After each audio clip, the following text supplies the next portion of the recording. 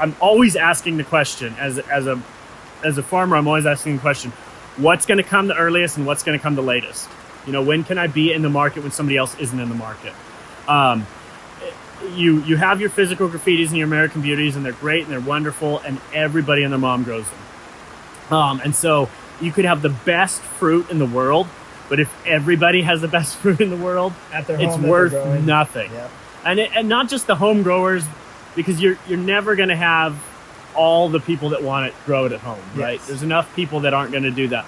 But if your farm and your sister's farm and some big grower in Southern California's farm are all bringing your fruit off at the exact same time, it's supply and demand, immediately the same amount of fruit of the same quality is worth a ton less just because there's not enough demand for all that fruit. Now, and that's probably a big problem with commercial dragon fruit, is that we have this huge mega bloom and we have all this fruit ripe at the same time. Well, and since all your growers are in the same area, they all have the same mega bloom the one year, and they all have the same retarded bloom the other year. Yeah. And so, when nobody has fruit, it's expensive. And when everybody has fruit, it's cheap. And so if you don't have much fruit, but it's more expensive, there's a benefit to that, in that you get to make a little bit of money off of that. But you're maybe not making any more money than if you had a bunch of fruit that was cheaper. Yep. And maybe you're making a lot less because you don't have much fruit. So I'm keeping an eye towards diversifying, so that if I've got one variety that's not good this year, maybe another one is. But I also want to be a little bit, is there something different about my climate? Is there something different about my area? Or do I need to look at a different variety than other people so that I can supplement the holes that exist in today's market? So you want to fill the gaps when there's a great demand for dragon fruit. You want to have that supply on an off season or off time compared to other farms. But in addition to that, I also want to see all farmers be successful. To me, I look at somebody who's willing to pour their life into farming. That's a special breed of person. And this is maybe different than other people, I really like to eat food. I enjoy having nutrition in my body that I can eat that makes me grow and be healthy. And I know maybe everybody doesn't feel that way, but I hope most that way a lot. Yeah. So to me, there's a special place in my heart for farmers. So I want to see people willing to do that hard work be successful. So I think there's some space in the dragon fruit industry for growers to work with each other as opposed to working against each other. So more of a co-op instead of a competition. Yeah, and the bottom line is there's nowhere near enough dragon fruit for the potential market for the dragon fruit right now.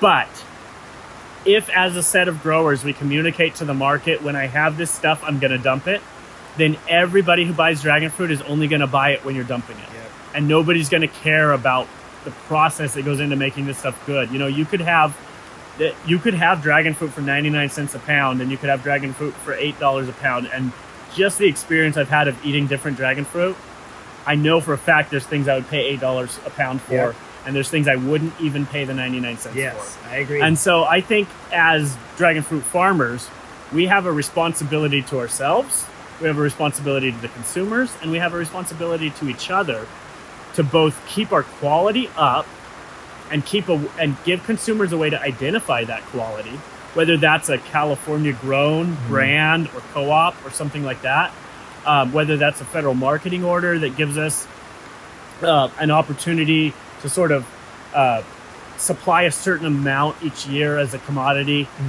with a certain standard, right? There's a California standard for citrus, and you don't get to export citrus to other countries and label it as California citrus unless it meets a certain standard. So and that's a ratio of Brix to acid. Okay. And so if you can create a bar that's required for branding, right? So you have a marketing order and that creates a bar required for branding, you may grow 200, you may have 200,000 pounds or 20 tons of fruit on the market today. But if it doesn't meet that Brix to acid ratio, you can't brand that as California fruit, because California fruit means something. Yeah. And so I think California dragon fruit should mean something. So you think the biggest problem is that California lacks a standard for dragon fruit where we can raise the bar, and also that would also affect the standard of imported dragon fruit too. I don't know if I would say biggest problem. Okay. I would say it's one potential solution to a big problem. Okay. A big problem is consumers don't know what they're going to get when they buy a piece of dragon fruit. They don't know where it's from. They don't know why they should care where it's from. They don't know what type of dragon fruit is good. Yeah, I mean, I think they have like red skinned or red flesh when it says right, red. Red, white, purple, or red, purple, and that's it. And then people call reds purple, and then people talk about magenta, and all that stuff is a bit too much for the consumer. What the consumer wants to know is, where do I need to go, and what do I need to look for to know that the piece of fruit is good? Yeah, so it's like a quality assurance. Yeah. So it's not quality assurance in terms of like the guy who's putting the stickers on things, right? It's an actual assurance. If I'm going to spend $8 a pound on a piece of fruit, or if I'm going to spend $5 a pound on a piece of fruit, or if I'm going to spend $20 a pound on a piece of fruit, I want to know that that's worth the dollars that I pay. Mm-hmm. And it is essential as dragon fruit growers, which, I'm experimenting, but I'd like to count myself in that number eventually, if not very soon. I think you're there, you're a grower. What I want to know is that I have a customer who knows what they're going to get when they buy from me. Yeah. And I couldn't possibly overstate the importance of it. I could try, but I wouldn't get there. So I think like I want to sit here and like look at Scott over here and challenge like the crew and just be like, hey guys, like we need to care about our quality. And we have to find a way to communicate that and differentiate ourselves, because California has always had the best world climate for growing fruit.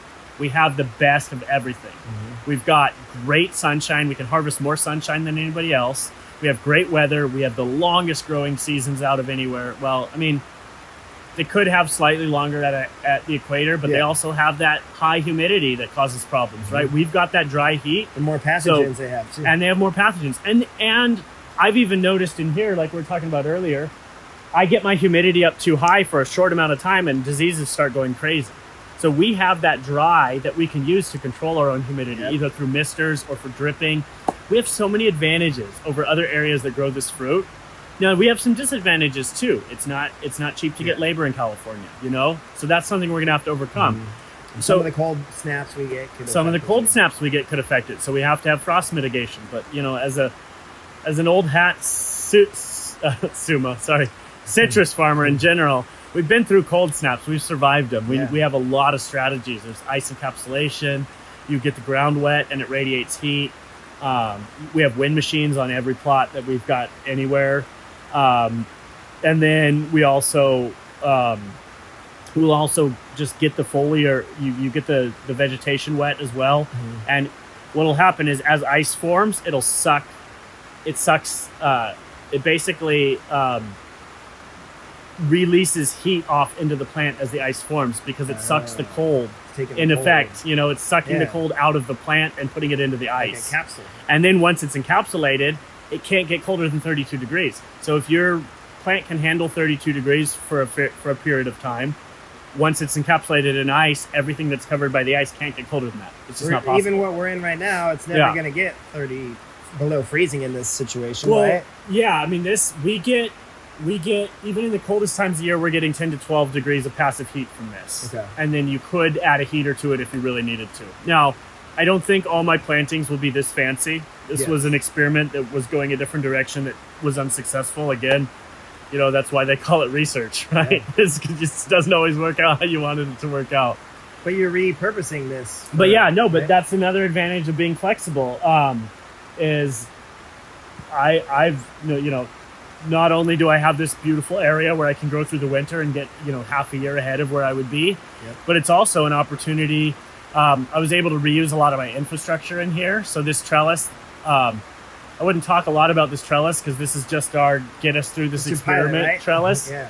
But we, because of our citrus program, we have a lot of experience with trellises as well. And my dad's worked with table grapes a lot as well. And I could see you guys using creating a new trellis, but I mean, just the discussion we had about trellising citrus is mind-blowing about the production you can get. So imagine what you guys could do with just maybe improving a trellis design. Well, yeah. And then, maybe we need a multiple tiered system because I've noticed, man, I just got I got a voracious appetite for dragon fruit knowledge, and I just eating it up, and I'm watching all these videos, and that's how we met. Yep. I think I just cold called this guy. I was like, hey, if I pay you money, will you tell me about dragon fruit? And this guy's like, nah, I won't do that, but I'll tell you about dragon fruit anyways.